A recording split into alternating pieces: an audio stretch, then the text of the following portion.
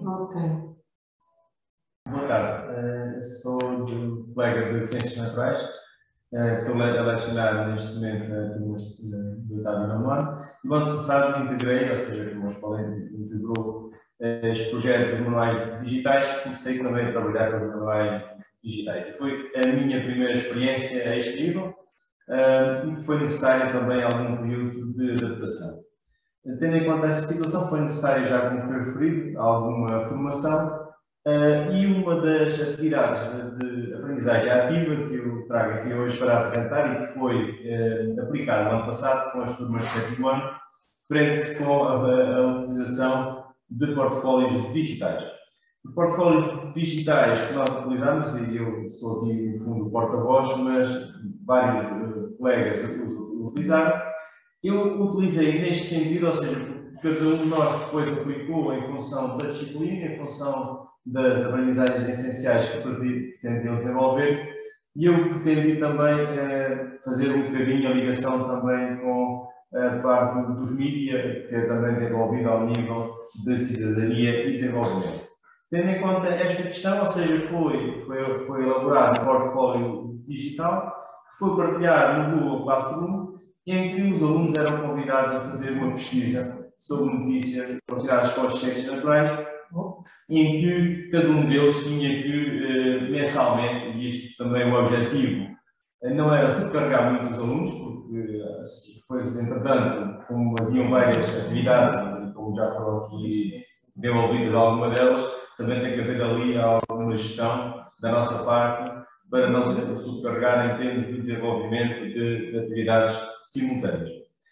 O que é que se pretendia, no fundo, com este portfólio? Pretendia-se que os alunos fizessem esta seleção, que depois fossem destacando ao longo de cada mês uma dessas notícias. Mas, previamente, como está aqui a ser apresentado, ou seja, cada aluno tinha que fazer uma breve apresentação relativamente à forma como ele se posiciona, quer em termos das ciências naturais, quer em termos de gostos, quer em termos de voluntariado, ou seja, o que é que no fundo o aluno faz para além da escola, ou seja, para além daquela vertente do aluno que está na sala de aula, o que é que ele no fundo se envolve nas outras tarefas e em voluntariado. Faziam essa apresentação e depois faziam uma seleção, iam fazendo uma seleção de notícias ao longo do tempo. Selecionavam uma dessas notícias e apresentavam aos colegas em sala de aula. Definia-se um dia e todos os alunos individualmente iriam fazendo essa apresentação. Como é que era avaliado, normalmente uma das questões, como é que se avalia este tipo de atividades? Nós utilizamos muito rubricas de avaliação. Isto também é facilitado ao nível do Google Classroom, através dos formulários, é possível elaborá-los e é possível imediatamente dar o feedback de como é que correu a atividade para o aluno, sempre no sentido, e isto era uma atividade que os alunos realizavam mensalmente, ou seja, havia sempre uma avaliação formativa com o objetivo de melhorar no próximo mês. No próximo mês tinham a oportunidade de fazer uma nova seleção de notícias, fazer uma nova apresentação, de fundamentar as suas escolhas e dessa forma o objetivo era que no final todos tivessem excelentes resultados. Para além disso, fazendo aqui uma à parte, os conteúdos de sétimo ano de Ciências Naturais normalmente não são muito apelativos. E eu penso que desta forma, e tendo em conta a aplicação mais ao contexto da vida que ocorre lá fora, da sala de aula, permite também que os alunos tenham uma noção de qual é a aplicação das competências essenciais e das aprendizagens essenciais que têm que desenvolver na escola e dessa aplicação, por exemplo, ao nível dos sismos, que nós estamos numa zona claramente com um risco sísmico bastante elevado.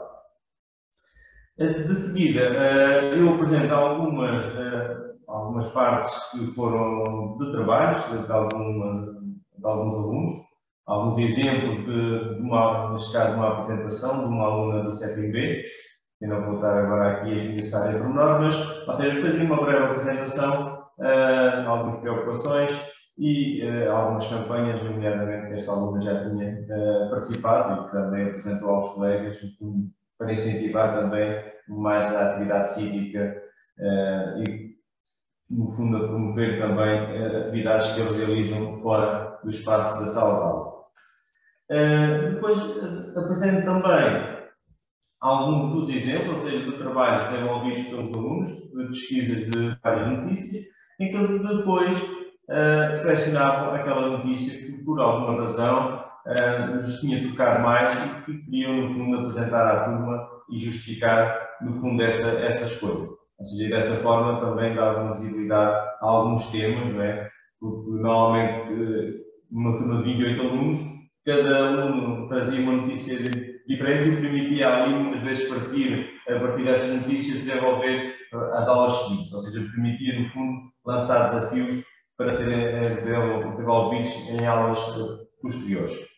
Tenho mais alguns exemplos também de outro aluno, ou seja, em que depois também ali chama a atenção ali ao nível à direita. Também tinha ali depois a avaliação que era feita de cada um desses portfólios. E em termos de portfólios, foi a minha aplicação, mas vários colegas, ou seja, em termos de atividades também, entre outras. Por exemplo, estou-me agora a recordar de outra atividade que também, utilizando um bocadinho essa questão também dos manuais digitais, ou seja, o nosso manual selecionado era do grupo Leia, e estou-me a recordar, por exemplo, de uma visita de estudo virtual que é utilizada num dos manuais e que eu utilizei na sala de aula para os alunos explorarem e elaborarem um mapa de conceitos. Ou seja, tinham também, e um bocadinho também aqui um pouco como alguns colegas estavam a referir a questão do papel, no meu ponto de vista, é muito importante não só o digital, porque hoje em dia acho que nós estamos todos a caminhar só para o 100% digital, mas é importante os alunos pegarem também no lápis, na caneta, no papel e utilizando o digital, mas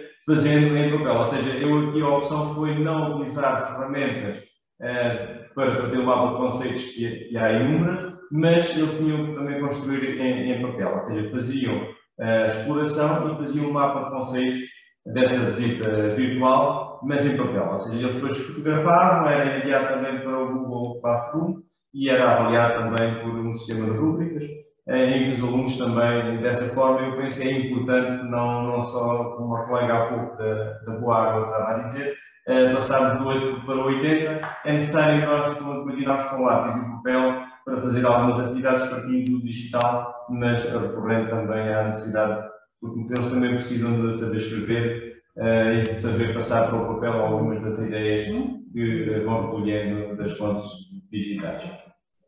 Isto realmente são alguns exemplos. Nós temos muitos, pronto, e aqui fizemos só uma pequena seleção. Tentámos dar um bocadinho de exemplos de cada, mas até mesmo com a nossa semana digital, onde trabalhou todos os alunos do pré ao nono, fizemos realmente muitos trabalhos. E da nossa parte só temos a agradecer e espero que tenha sido uma fonte de inspiração para outros colegas e que realmente tenham gostado. Obrigada.